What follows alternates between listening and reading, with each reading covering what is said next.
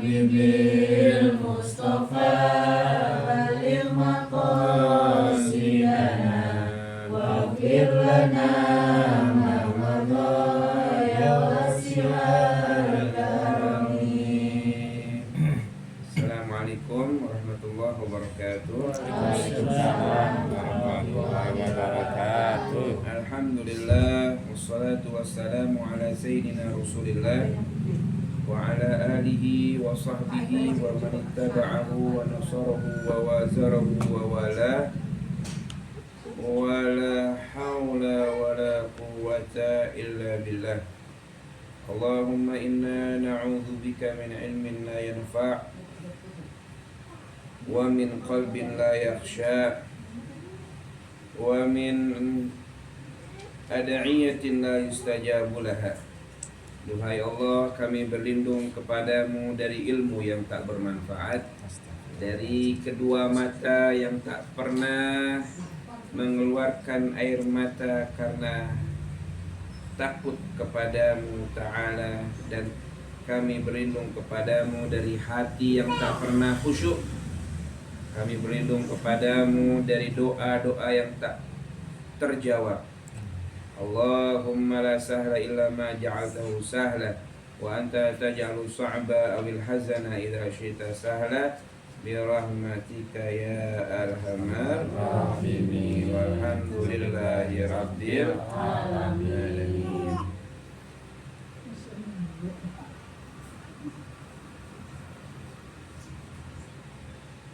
Qala al-musannifu rahimahullah wa nafa'ana bihi wa bi ulumi sairi salihin fid darini amin.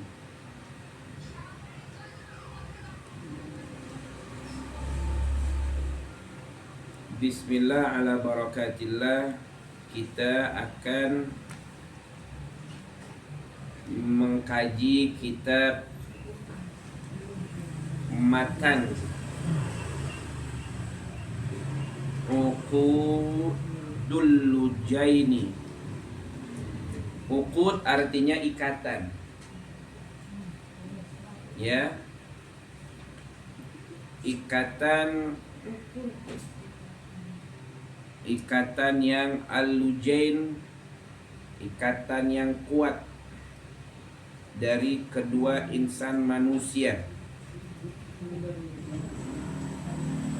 suami dan istri, fi huquqiz zaujain, yang menjelaskan tentang hak-hak, kewajiban-kewajiban kedua insan, kedua manusia yang menjalin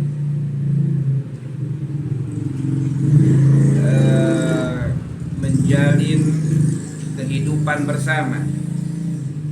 Kitab ini dikarang oleh Al-Imam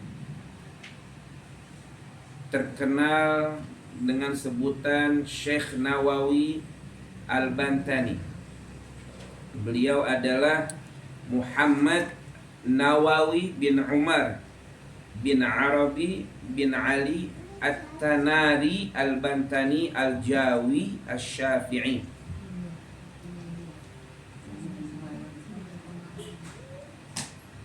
Muhammad bin Umar Nawawi.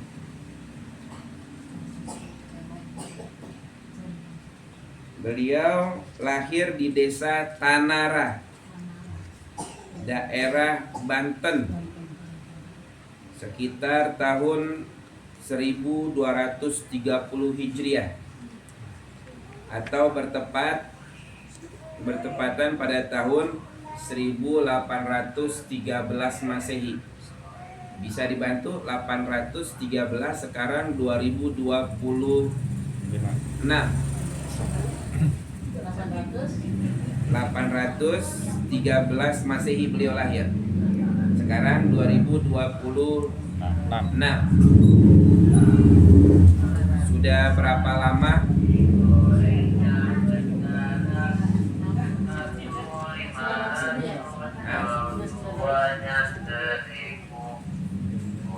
Nah, 1813 Masehi beliau lahir. lahirnya. Sekarang sudah 2026. Berarti 12 tahun yang lalu. 200 ya, 200 tahun berarti 2 abad. Ya. 2 abad yang lalu, 200 tahun yang lalu. 200 tahun yang lalu. Naam. 200 tahun yang lalu. Beliau sebelum berangkat ke Mekah,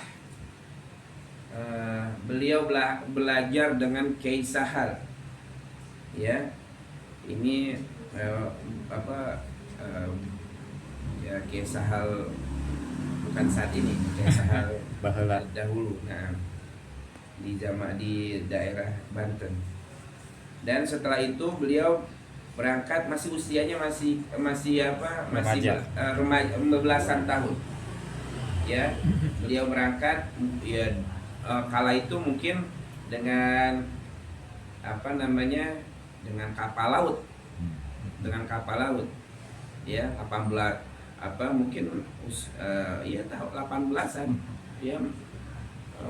Terus beliau di sana belajar dengan seorang ulama yang terkenal, yang menjadi rujukan ilmu yang kita sama-sama ketahui, itu dengan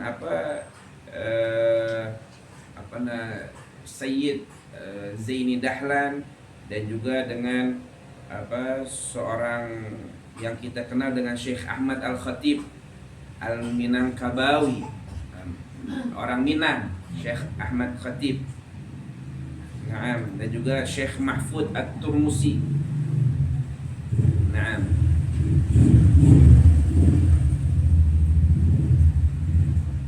Syekh Nawawi Al-Bantani. Dan di antara murid beliau yang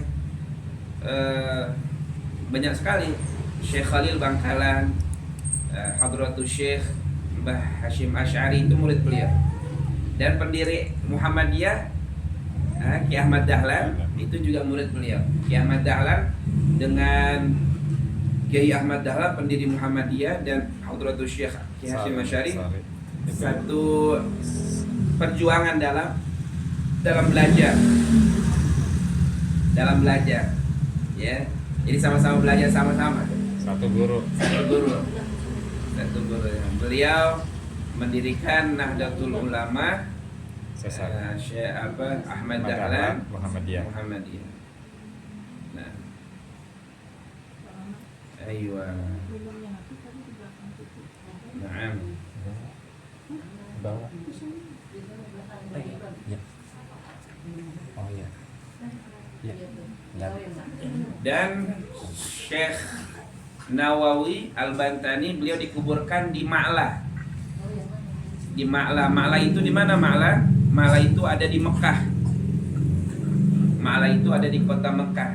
Waktu kemarin kita umrah, kita ziarah ke Maqbarah Ma'la, pemakaman Ma'la yang ada di kota Mekah. Disitulah beliau dimakamkan. Alhamdulillah kita sudah ziarah makam beliau. Jadi makamnya Syekh Nawawi, ya, Imam Nawawi Al-Bantani di Mekah itu di Mekah kan pemakamannya itu kan tak ada nisan, hanya batu gitu, hanya batu. Nah, Syekh Nawawi itu kemarin kita ke sana, itu beliau ada di tempat tersendiri. Nah, karena waktu perencanaan bongkar makam, ya, karena beberapa tahun itu harus diangkat tuh makam, ya, jadi diganti. Yang tulang belulang itu nanti ditaruh di mana gitu Nah, di situ ketika ingin dibongkar, ya, masa kuburan Imam Nawawi, bahkan bukan sekali 2 kali, tapi dibongkar, ternyata jasad beliau masih utuh, ya kan. Nah, jadi akhirnya beliau ditaruh di situ sudah, dan dibongkar karena berkali-kali dibongkar, diangkat jasadnya masih utuh. Jadi Subhanallah. jadi di situ ada sedikit nisan gitu, nggak nisan seperti kayak kita gitu batu, ada tulisannya gitu. Nah kita pernah kesana, alhamdulillah sudah ziarah kesana. Emang kalau perempuan umroh haji emang nggak boleh masuk ke pemakaman, nggak bisa. Kalau umroh haji ya, perempuan itu tidak boleh Masuk ke ke pemakaman. Ya, baik di Baqi di Madinah maupun di Mekah di Ma'la. Dari luar saja tak boleh masuk ke dalam. Naam, itu Imam Nawawi. Jadi dalam Islam, dalam ilmu agama itu ada dua Imam Nawawi. Yang pertama Syekh Nawawi Al-Bantani, yang satu ada Al-Imam An-Nawawi. Jadi kita yang belajar ilmu agama harus tahu perbedaannya. Jadi kalau pakai An-Nawawi itu maksudnya mari Bapak Ibu kita kaji karangan Al-Imam An-Nawawi. Oh, berarti yang dimaksud bukan Imam Nawawi Al-Bantani, bukan. Nah, yang dimaksud adalah itu Al-Imam An-Nawawi Yahya bin Syaraf An-Nawawi Ad-Dimashqi yang di Damaskus, yang mempunyai kitab Al-Adhkar, Riyadhus Shalihin. Nah, itu beliau An-Nawawi. Tapi kalau misalkan tanpa alif lam, mari kita belajar karangan kitab Al-Imam Nawawi. Nah, tanpa alif lam, Nawawi gitu. Nawawi, apalagi ditambah lagi Al-Bantani. Oh ya sudah, berarti Imam Nawawi Al-Bantani. Jadi pengucapannya juga kita mesti bedakan. Kalau yang dimaksud Imam Nawawi orang Indonesia yang lahir di Tanara, ya, itu tanpa alif lam. Jadi Nawawi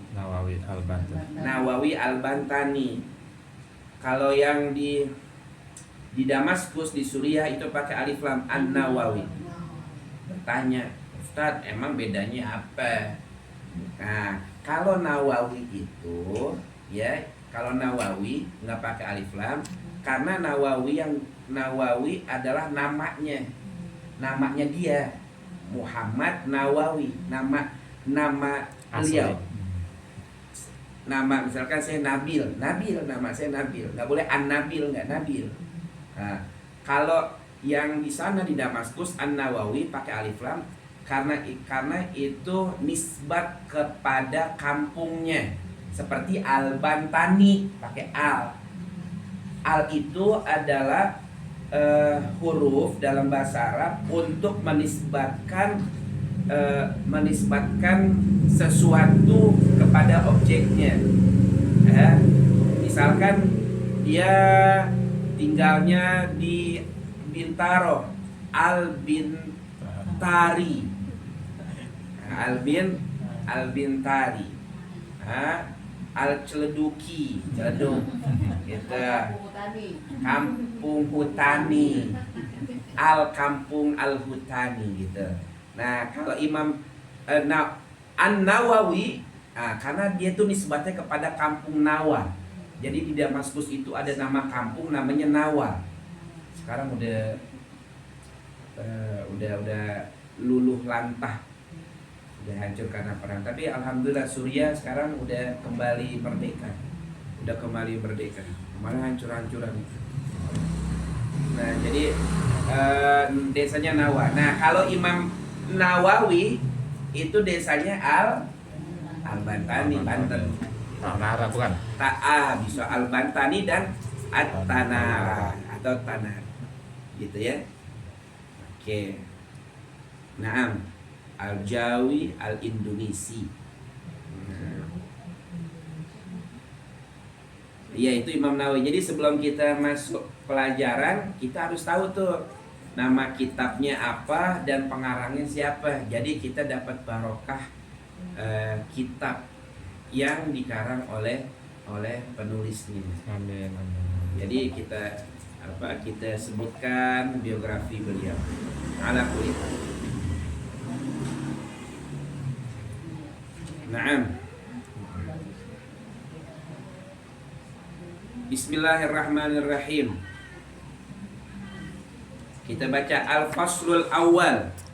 Pasal pertama fi huquqiz zaujati 'ala zauj. Pasal pertama menegaskan, menjelaskan, menerangkan tentang hak-hak istri 'ala zauj terhadap yang 'ala zauj yang harus diberikan dari suami. Jadi hak istri itu apa yang harus dikasih dari suami. Huququz zaujati 'ala zauj. Jadi apa nih hak-hak ibu-ibu? Nah, haknya apa yang harus diperoleh? Ada hak, ada kewajiban. Nanti di pasal selanjutnya juga ada hak suami yang harus dicurahkan dari istri. Sekarang istri duluan dah. Biar tenang. Imam Nawawi, Syekh Nawawi tahu nih. Udah duluin aja deh perempuan dah daripada nanti. Daripada dia ngambek perempuan dulu dah. Beliau jadi duluin perempuan. Kalau langsung baca kitab hak suami, tentang pengarangnya laki, duluan laki. Betul. Jadi emang perempuan dulu. Huququz zaujati 'ala zauj. Apa nih haknya seorang istri yang harus didapatkan dari suami? Qala Allah Ta'ala, Allah Subhanahu wa Ta'ala berfirman. Yang bisa coret-coret dah bukunya. Biar rada-rada santri gitu, rada-rada santri gitu kan, coret-coret gitu. Ya apa coret apa aja dah coret gitu. Yang bisa jadi kenangan. Oh ini. Na'am wa'ashiruhunna bil ma'ruf. Landasan dalilnya hak seorang istri yang harus diberikan dari suami. Allah Subhanahu wa Ta'ala berfirman wa'ashiruhunna bil ma'ruf. Allah berfirman wa'ashiruhunna bil ma'ruf, dan pergaulilah istri kalian, ya, pergaulilah wanita, istri. Hunna itu istri, ya, hunna itu kaum wanita. Bil ma'ruf, dengan ma'ruf, ya. Ma'ruf itu apa tafsirnya? Nanti kita jelaskan makna ma'ruf, ya.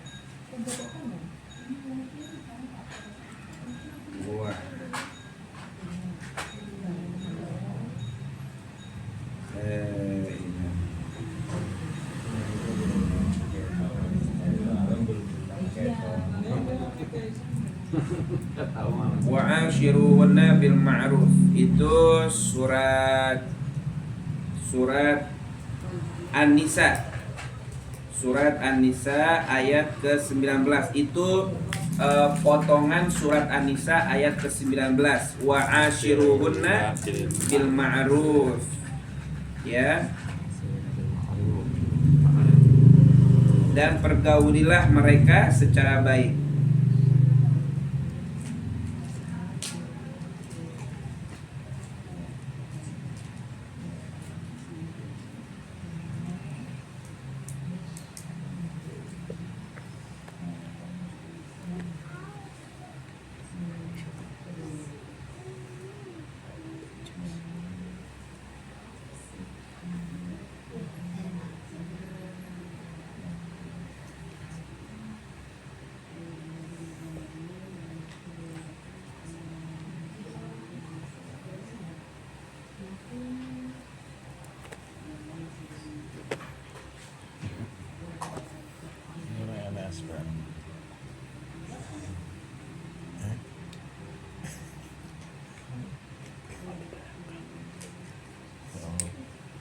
Jadi ayat ini menafikan dan menghilangkan tradisi jahiliyah yang menganggap seorang istri itu hanya sekedar hanya sekedar seolah-olah itu seperti harta benda, hanya jika sudah dinikmati maka sudahlah dibuang dia, dicampakkan, manis habis sepah dibuang. Ini menghilangkan tradisi jahiliyah yang dimana kalau misalkan suami dari wanita itu meninggal, maka keluarga suami itu akan semena-mena merampas harta istri, ya. Sementara istri ada hak hak waris yang harus diberikan, dan semena-mena menikahi istri tersebut tanpa wali dan lain sebagainya, seakan-akan wanita tersebut harta benda yang bisa dimiliki oleh setiap laki-laki. Nah,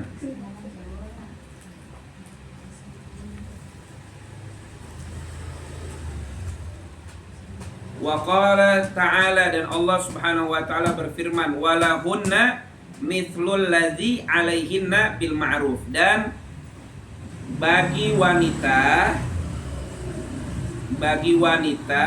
hak wanita itu, hak maksudnya walahunna hak,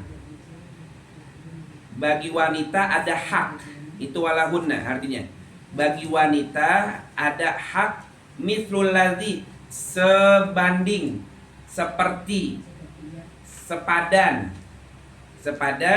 alladzi 'alaihinna bil ma'ruf, seperti, sepadan sebagaimana mereka mithlul ladzi 'alaihinna bil ma'ruf, seperti mereka memberikan hak kewajiban kepada suaminya. Nah, jadi ketika seorang istri memberikan kewajiban, ya, dan itu hak suami yang harus diberikan dari istri, begitu juga istri juga mendapatkan sepadan semisal, ya, hak yang diperoleh dari suaminya. Kalau suami diberikan curahan perhatian kasih sayang, maka seorang istri harus mendapatkan hak kasih sayang.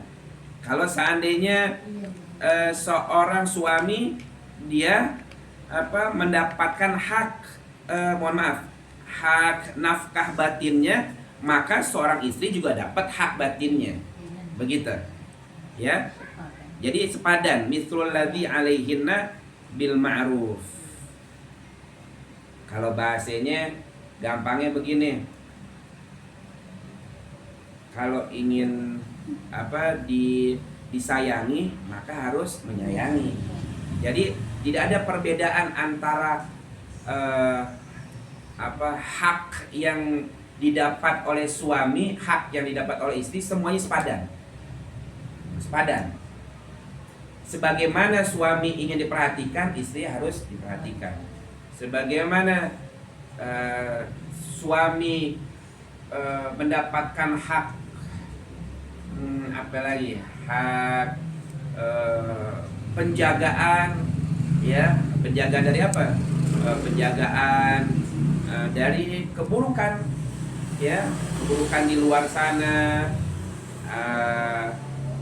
Keburukan di luar? Mungkin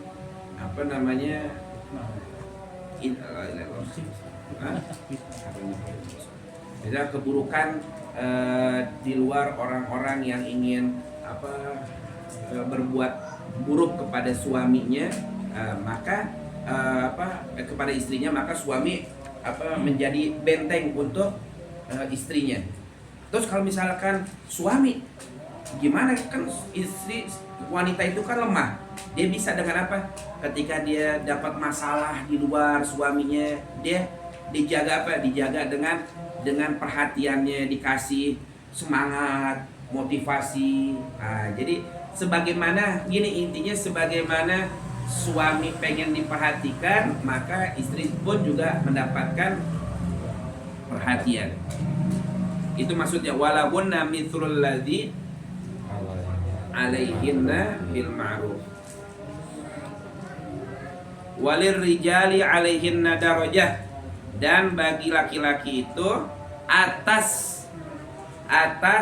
perempuan darajah. Ya, betul. Tapi ingat di sini artinya suami itu ya, suami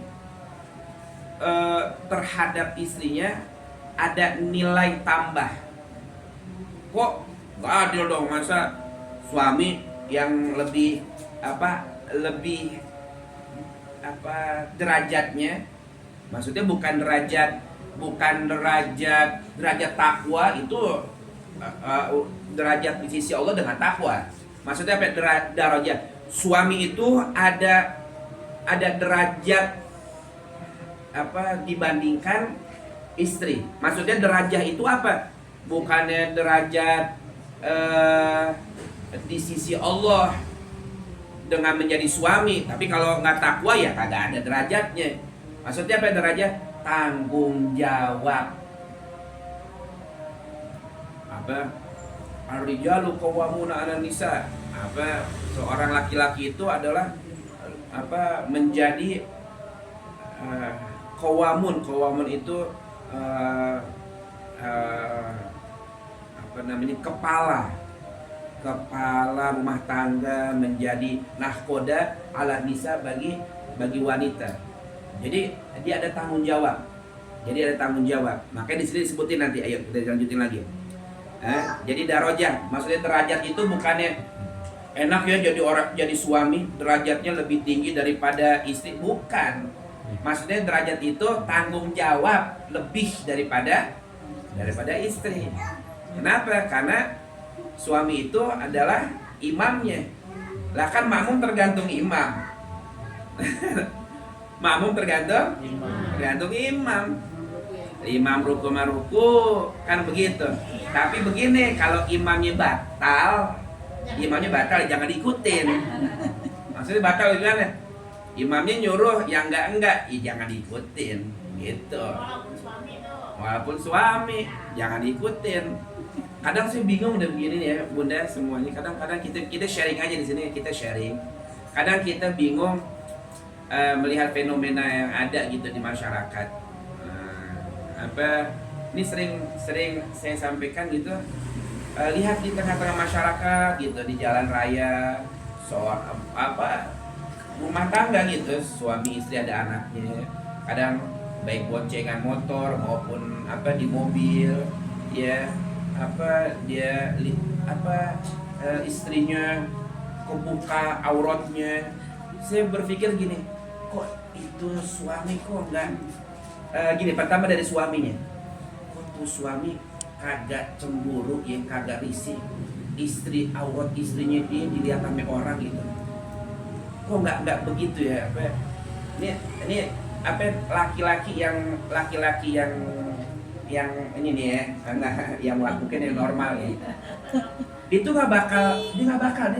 kalau misalnya sekarang gini, tapi kalau misalkan bininya diliatin sama orang, ngapain mau ngeliat bini gue? Ya bini lo tuh buka auratnya, jangan dikasih gitu. Nah, kalau dia giliran dilihat dia marah. Nah, jadi jaga. Harusnya itu ada namanya the youth. Gak bakal masuk surga orang yang gak punya rasa cemburu, baik laki-laki, baik suami maupun istri. Masuk mulu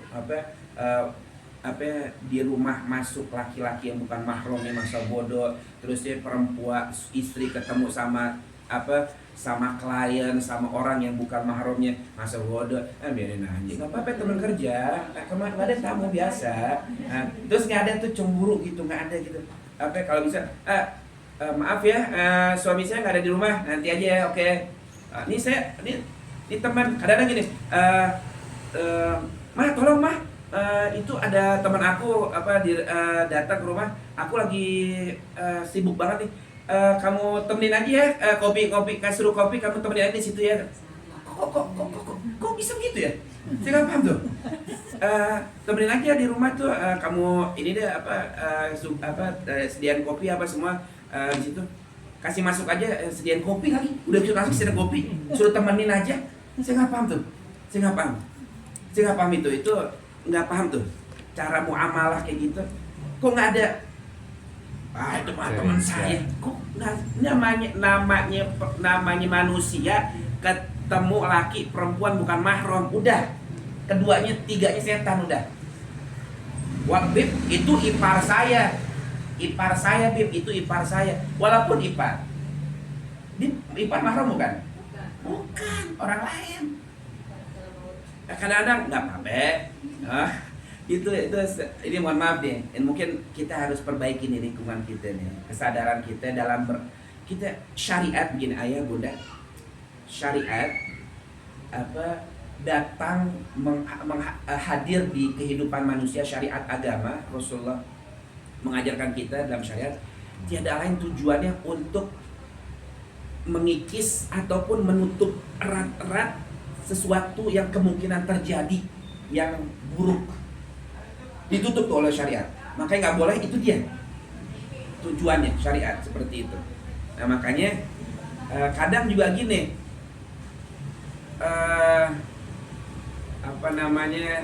kalau lagi kita lihat istrinya istri ini keluar nggak pakai jilbab, terus dandan begitu, dandan di perjalanan di motor di belakang didandan. Saya pikir dia mau dandan buat siapa gitu sih, nggak itu perempuan itu dandan rapi gitu, itu buat siapa gitu, nggak paham tuh saya nggak paham tuh itu buat siapa. La ilaha illallah, kesian.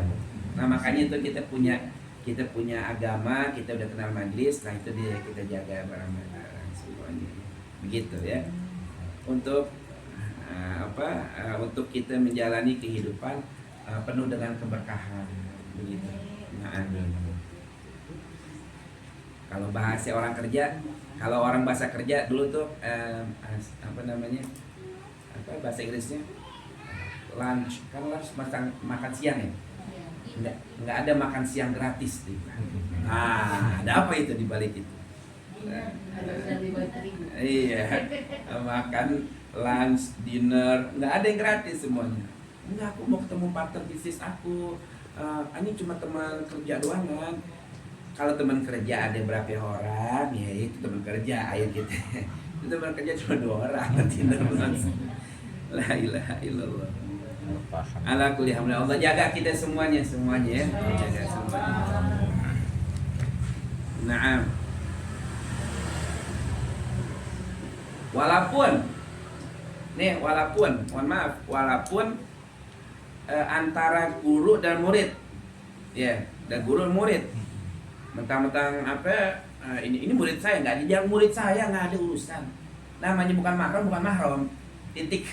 Jangan pakai ini murid saya gitu. Ini murid saya. Mau ketemu, datengin. Di sini ada suaminya, atau di sini itu guru ada temannya di sini, atau ada itu guru bisa didampingin sama istrinya, atau ada di sini siapa, itu ada santrinya, ya, harus seperti itu.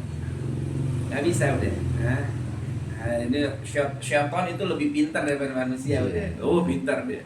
Pintar. Dan pakai celah yang bahkan bisa pakai celah agama. Itu lebih parah. Pakai celah agama itu lebih parah. Makanya ada film-film Walid. Iya, pakai celah agama. Na'udzubillah.